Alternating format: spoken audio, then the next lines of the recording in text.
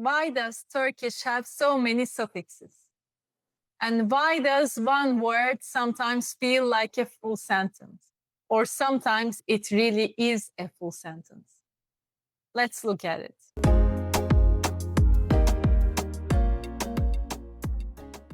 Turkish is what we call an agglutinative language.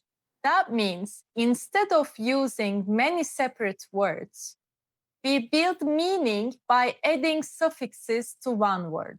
Let's take a simple word, ev, meaning house.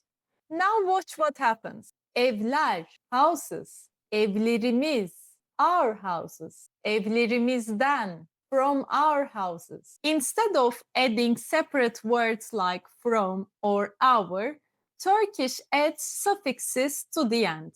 And sometimes this goes very far. You might have seen this word.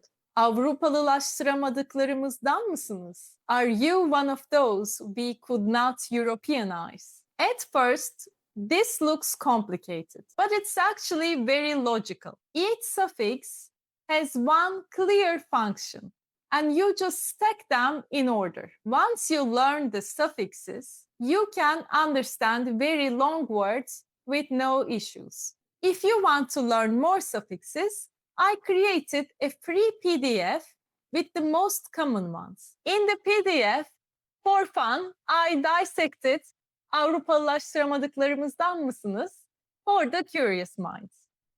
You can submit a request to get access to your free PDF on my website, ecemileturkçe.com. Also, you can check out my group lessons and private lessons as well. Thank you so much for watching this video, and I'll see you in the next one.